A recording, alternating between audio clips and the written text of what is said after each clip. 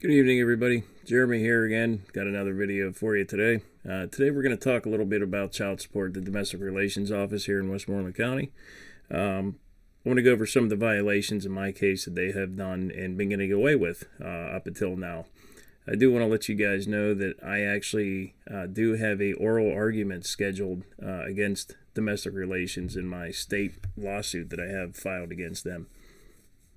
What that is pretty much their attorney is trying to claim that they are immune from prosecution, and they are not, and I'm going to prove that. Obviously, I have a big packet put together, written out, laws and all that stuff that's going to shut that down real quick and move on to discovery, where I can finally get into a lot of things that I really want to get into, because I have a binder full of lists of everything that I'm going to get into whenever discovery does happen. Things that they don't want me or anybody into. They don't even want some of their employees into this stuff. And man, we get into discovery, I'm getting in there. Believe that. We're talking depositions, emails, phone call records, text records, sticky notes. I don't care what it is. Believe me, I'm going to get it. So I'm going to go over a few things of what happened in my case, why it's invalid, why it's illegal, and why it should have been shut down a long time ago when I brought this to the court's attention.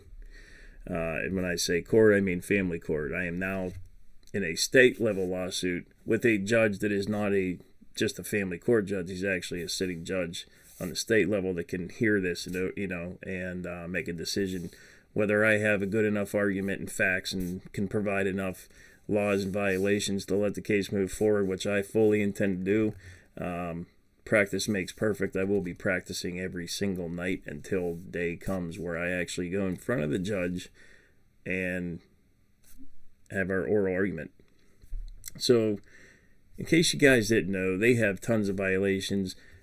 I'm going to mention some of them. I'm not going to mention all of them because you don't want to give everybody the hand against you. They already know it. They'll know what you're doing. So what we have that I'm going to say here, and I think everybody that's on child support should always check into their support case. And again, none of this has nothing to do with not taking care of your children. Child support is fraud. That's all it is. And they have to play by the rules they want you to play by and abide by. And if they don't play by their own rules, then you enact the clean hands doctrine. And what that is, I think I spoke about it before. Look it up. It's a very old technique. It's called the clean hands doctrine. It's a very old doctrine. And pretty much what it means is they can't come after you saying you're doing something wrong when in turn they're the ones doing the wrong things as well. So that means you got to have clean hands when you come to the table. If you're going to accuse somebody of doing wrong, your hands better be clean, and you better not be doing wrong either. So that's what that means, and it's a very serious thing if you know how to apply it well to the law. So in my case, I'm going to give you guys a rundown. I'm not going to make it a long video, but it's going to be a little bit informative, so it might take a little time. So the first issue we have here, in the Pacey's official record, that is the online child support docket, basically, they have an entry on there. It's like the fourth entry from when the case was opened in 2016. And the entry says, original complaint dismissed, withdrawn, or withdrawn, dismissed. So that means it's closed. It was closed out and shut down, terminated back in 2016. And it was never reopened anywhere on that docket. And there are laws that state that docket must, by law, be kept up to date because it is an active docket that I can go off of and, look up my information. Everything has to be current and up to date. And it's obviously it's not. So when you have an entry that says the child support complaint has been dismissed and withdrawn, that's a serious problem. That's not just a clerical error. Now, I could see where some people could say, well, maybe the clerk made a mistake entering that. And that's a pretty big mistake. That's a very serious thing not to catch. You're closing the term. You're terminating the child support case that you're put an entry in. Again, as I said, it was never reopened. So that is a serious problem. I just don't think it's going to go too well for these people, because that's just one, and that's a pretty serious one. Next, we have multiple judges not assigned to my child support and divorce case, family court case, signing orders. So you can't have that by law. There's laws for that. And we can go over all that stuff, but you guys got to do your homework too. I'm just describing about my case and what I have. There are, I think, two or three judges signing off on orders that are not assigned to my case. You can't do that unless the president judge specifically assigns this other judge temporarily or whatever the case may be, but there has to be an order for that, and there is no orders on record anywhere that I could find. So that's another violation. And we'll get into another one. I have filed multiple documents, legal notices, some of them requiring an answer, a reply back from the domestic relations office, and they flat out ignored me. Never answered, nothing. Didn't say, piss off. They didn't say nothing. They just ignored it. So when they do that, and also they're for the attorney admitted on the record at a motions hearing that I filed that our office we don't have to answer back. We don't. It's not our policy to answer or reply to anybody's mail or legal notices. I'm not even going to say mail. I'm going to say legal documents, because that's what they were. That is a due process violation. That's your 14th Amendment. It's a due process violation all day. It ain't going to change. That's on there. That's a pretty serious thing as well. Then we got the former judge on my case, former Judge Benoni, which you guys hear me talk a lot about. She is signing orders after recusal. She has been recused in May of 2025, and October 3rd she signed an order in my domestic relations case. Can't do it. It's illegal. Once a judge is gone, recused, that's it.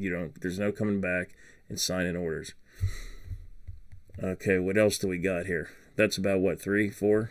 And then early on in my case with the same judge, her husband, Eric Benoni, from Benoni and Associates law firm there right next to the courthouse, represented me. And I think I spoke about this before.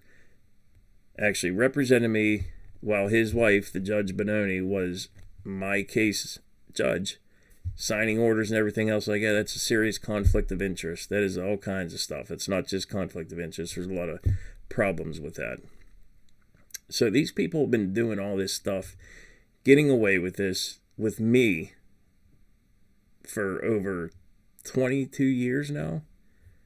Because I have a daughter that I've paid for up until she was 18. And that was obviously closed down. And then I got divorced in 2016 from my son's mother. And that's when this new one picked up. And it's just, nobody has to follow no laws or rules, just us, I guess. So let's see, what else do we got? Oh, then we got liens. I got into that before. At least 3 liens I've had put against me, totaling amount of $18,000, a little over. Not a single one of those liens had proper notice before they enacted that lien on me and took that money. By law, you must give notice. Now, when I went to the child support office and complained and, told them, hey, you guys can't do what you just did. We have a problem here. You need to fix this. Well, they didn't want to listen to me. I went to their office with open hands trying to say, hey, fix this. Whatever the deal is, fix it and do it the right way. They didn't want to hear it. They did it the right way, according to them. They told me that whenever I got put on child support, I was notified that if I get behind or whatever, have any arrearages, they could put a lien on me. And I said, yeah, of course. I remember that. I understand. But that does not beat the law or change the law to where you don't have to give me notice before you enact each individual lien on me. I must have proper notice and an opportunity to either A, pay the thing, or B, dispute it, which means I want a hearing. 3 times at least. They've done this, totaling money, taking on $18,000 plus out of liens for me. They've ignored evidence, refused to respond to legal filings, have judges not in my case signing off on orders, conflict of interest orders and stuff with the judge and her husband and all that stuff going on. I've been asking for a valid Title 4D application from the kid's mother to the Westmoreland County Domestic Relations. And all they've given me after about 5-6 months of sending right to know requests and emailing and calling and talking in person, where's the 4D application at? They handed me a 4-page generic complaint for support, and that is not a Title 4D application. And then they later on, after I brought up the fact that that's not sufficient, somehow 4 new pages added on to those first 4 pages would satisfy the Title 4D application in their minds, they think. But there are laws out there, and I've brought this up to the court and Judge Smizzy, showing there are other laws of what is required to be on that application to be an official Title 4D application. But it got ignored. Pennsylvania Department of Human Services is the overseeing agency, along with the Bureau of Child Support Enforcement is the government agency that oversees the DHS and the Domestic Relations Office. And when I summons them to give me the Title 4D application that they are supposed to, required by law to have on file, they sent me a couple letters. Both of them said, no, we don't have nothing on file to send you, sir. That's what it said. So I can go on and go on and go on about all this stuff they're doing. It's just insane. I did, however, get my foot in the door with Superior Court by filing an appeal from my last motions hearing from Judge Smizzy in Westmoreland County. So once this door opens for Superior Court, I'm going to unload all this dog shit that's been on my lap, and I'm going to give it to the Superior Court and let them take a look at all this stuff, as well as my federal lawsuit. This is all going to be unloaded right onto their lap so they can see it all. And you know what? I'm being watched.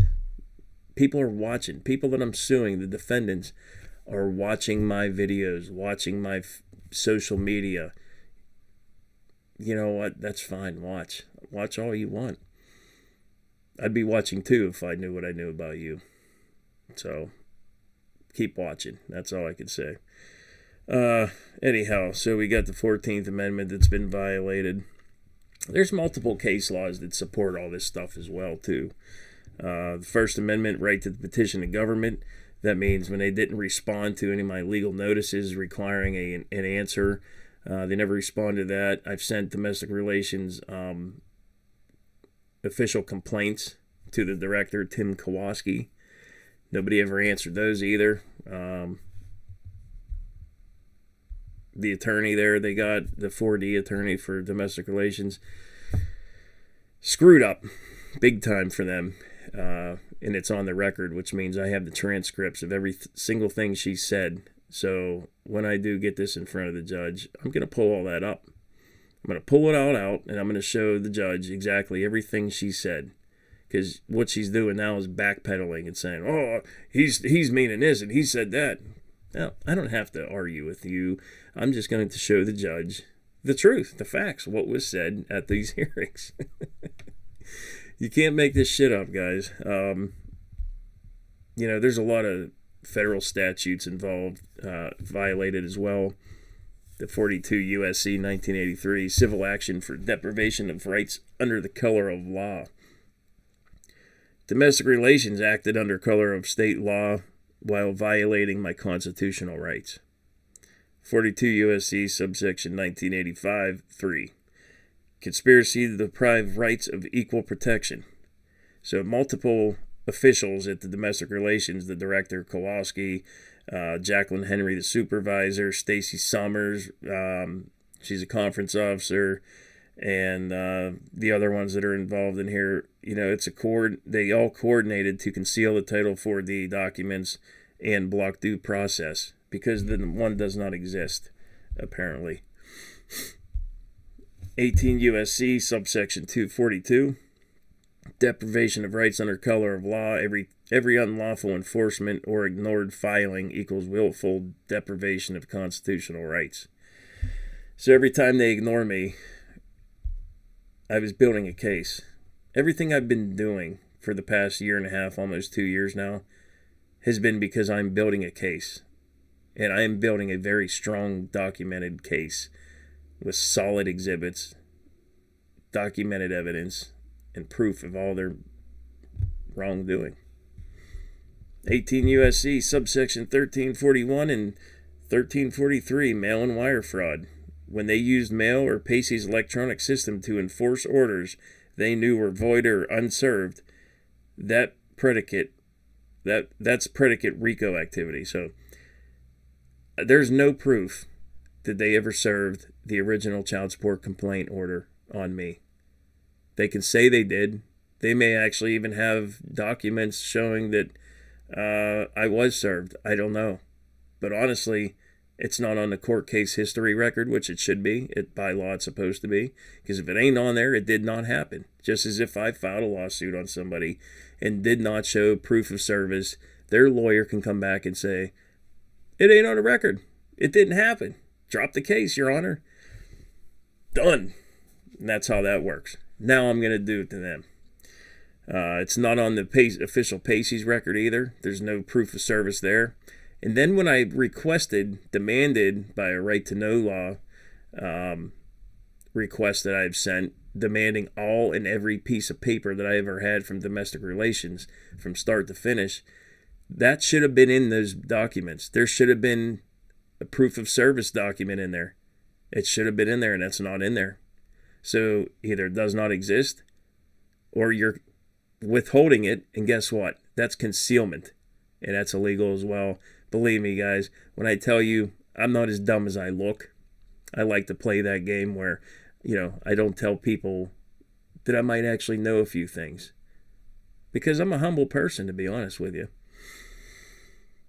But I guess we're all going to find out what happens when it gets in front of the right judges and the right people see this.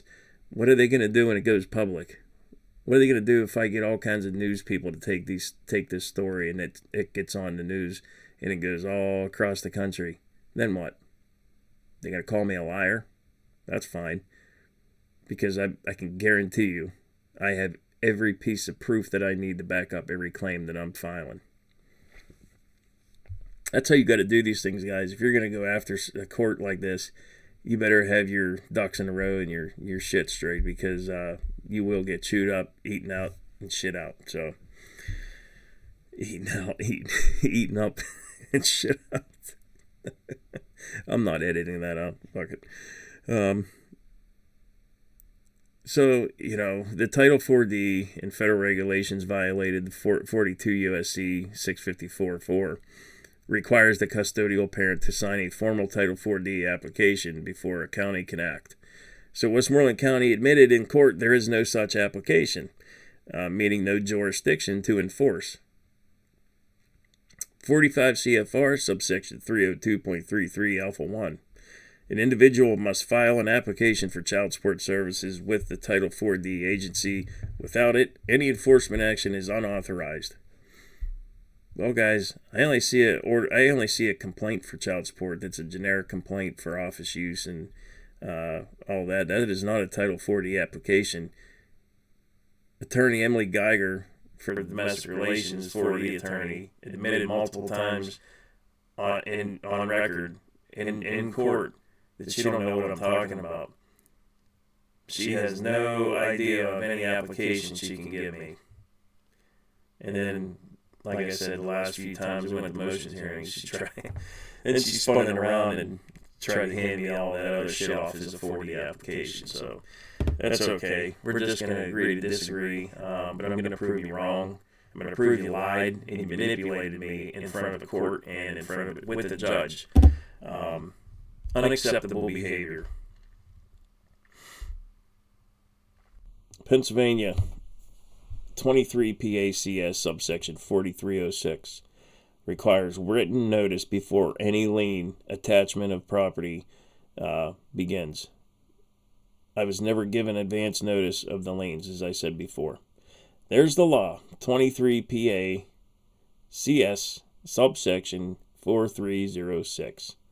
You have to give me notice and a chance to be heard and a chance to fix it, fight it, or pay it. You did not do that multiple times. This case is so riddled with violations, I don't even know how it hasn't been shut down years ago, other than the fact I haven't started complaining and actually looking into all this stuff until recently. So it's all falling apart, I guess. 23 PA Code Rule 1910.4. Domestic relations must follow strict jurisdictional and procedural service requirements. No proof of service equals void orders. So you guys see, it's all a big pile of shit, all of it. Due process means notice in a hearing, not silence and seizure. Domestic relations is supposed to enforce laws, not create it. When they act without a signed Title 4D application, they're not just wrong, they're operating outside their jurisdiction. You can challenge jurisdiction at any time. You can't claim immunity for acts the law never gave you the power to perform. And that's exactly what they're doing. That's why I have to go to an oral argument hearing in January 15th. And that's another thing, if I did something wrong and was held accountable for whatever act that I did that I might be in trouble for, how fast do you think they would have me in that courthouse? Pretty quick. January 15th? Just for an oral argument? I mean, I get it, there's other cases, but this has already been filed some time ago, and it's just been sitting. Yeah, I think it's a pretty serious thing, but I don't make the rules. You can't. The Constitution doesn't stop at the courthouse door, and I can't stress that enough. And these judges always come in here saying they're going to do the best and be impartial and follow the Constitution first before anything. That's a straight up lie, man. Smizzy and Benoni following constitutional? No. We're not going to do that. You guys, I'll tell you, the amount of shit that I have on everybody, I would worry. If I was these people, I would actually be worrying. I would do anything I can to not continue the behaviors that I'm doing. Because I've had multiple people reach out to me that are in the same court with these same judges, same lawyers, same domestic relations office. And guess what? They're doing the same exact shit to those people too. And you think those people are just going to sit there and stand by? Not anymore. Not anymore. The wave is coming. So get ready, because there's going to be a lot of new judges in that family courthouse. I can guarantee that. And there's going to be a lot of people, employees of that county, that aren't going to be there no more. The county thinks they're broke now. Wait till I'm done with them. That's punishment. That's the only punishment I can give, is by doing this lawsuit. You stole my kids from me under some bullshit accusation their mother said, because she simply didn't want to lose her few bucks in child support payments, instead of letting the father have more time with his sons to be a good dad and teach his kids how to be young men. But here we are. This is what we have to go by. And again, I'm not the only one this is happening to. I'm not. But I can tell you right now, people have started seeing my videos and what I'm doing, and I've actually inspired a lot of people. And there's a lot of people seeing my story, reaching out on both sides of the court, the same position I'm in, and people that actually work there that have inside knowledge. So before the ship goes down, you always get a few people that want to save themselves in those life rafts, in those little lifeboats, And that's what's happening now. Under their nose, and they don't even know it. They might now because you watch what I do, everything I do. So congratulations to you. Guys, that's about all I got for today. I just wanted to spill the beans on a lot of the stuff that's going on. And this is just the domestic relations aspect of it and a couple things from the family court judges that I've been dealing with. And again, I'm going to stress this has nothing to do with me being an anti-government and anti-authority person, because that's just not the fact. This isn't somewhere that I want to be. Where I would like to be would be living a normal life with my children and doing things that a normal 44-year-old man would be doing whenever he doesn't have his kids with him, and my life has been shit on since then, and this is just all I got to do. This is what I have to do. And when you do this every single day for almost 2 years, you start to get good at things and you start to kind of worry about it. Like, wow, this country's in a really sad state. Just a lot of the things that happened to me, but the truth will come out. It always does. And, I have nothing to hide. There's no reason for me to sit here and act like, I'm better than anybody, which that's not the case. But I have nothing to hide.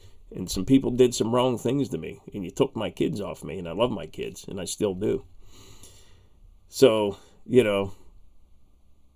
this is the only way that you can pay back a court. This is the only way you can hold them accountable, is by due diligence, doing a lot of studying, taking up a lot of your time, and just going forward and never stopping, because that's what I'm going to do.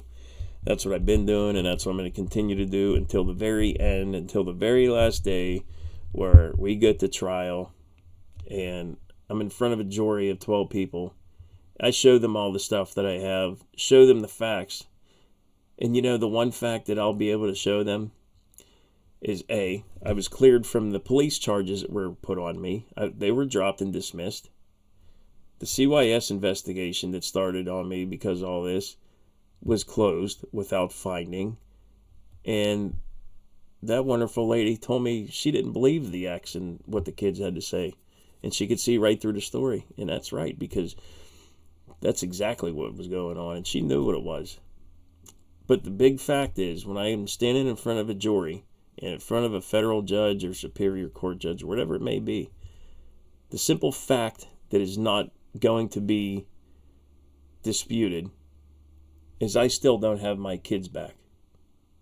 I have been cleared from everything, and I still don't have my children back. I will never get back this time with my sons. It'll never happen. And we're never guaranteed tomorrow. We all know that. So God forbid if something happens to one of them or to me, there's no amount of money in this world that could ever replace time. And that's why I'm fighting so hard. It has nothing to do with money. Yeah, money's always nice to win. If that's how you get a hold of people accountable, then fine. But whatever it is, but the main thing I want is my children back, my sons, the time. And, I have a daughter too that I wish I would have a good relationship to. But no, the mothers of my children colluded together. It's pretty funny. Before we hang it up here tonight, when I was married to my son's mother, my daughter was, younger, 12, 13, maybe a little younger than that. My son's mother hated my daughter's mother because she would never let me see my daughter. And then when I did, she used to bitch and complain that my daughter was keeping our kids up. So I lost either way. But as soon as we got divorced, guess who became best pals? The apple don't fall far from the tree. I mean, these two are exactly alike. So, people like that got to do things like that, I don't get it. You're remarried, both of you, apparently, but yet you're still so worried about what I do, who I'm with, and, had to ruin my shit with my kids, my relationship with my kids. For what? You think these kids are going to be better off because you took their dad from them, or never let them be in the one's life, and then the kids' lives he was in, you just take him out of there all of a sudden? I mean, what good is that going to do for any three of those children? Well, the one's over 18 now, but they're still children to me. They're my kids. And no matter what happens with all this stuff, I still love my sons. I still love my daughter, and I always will. And I'll always leave an open door for them, no matter what. Because the truth will come out one day. They're going to see it for themselves. And that's when the mothers are going to actually have to feel what pain is when those kids grow up and see exactly what they've done. I'm just glad I'm not in that situation. I am now. I'm not seeing my children now, and this is miserable. It's pathetic. It's sad. It's upsetting. It's everything that there could be is what it is. But they think it's all a big joke. These women, these mothers of my children, they think it's all a big joke. You don't alienate a good dad from the kids. And that, you just don't do that. Nobody should do that. Or the other way around. A good dad, or a dad, should never alienate a good mother from the kids. You know, it goes both ways. It's just a really disgusting thing to do, and it's happening all across the country because these women are choosing money and things over family bonds, and, you know, a bond with a father and his sons or daughter, whatever the case may be. They don't value that, obviously, anymore. So that's all I got to say. Don't want to go down that path because I got a lot of stuff to say, but we'll save that for the proper venue. Guys, thank you for watching and following again.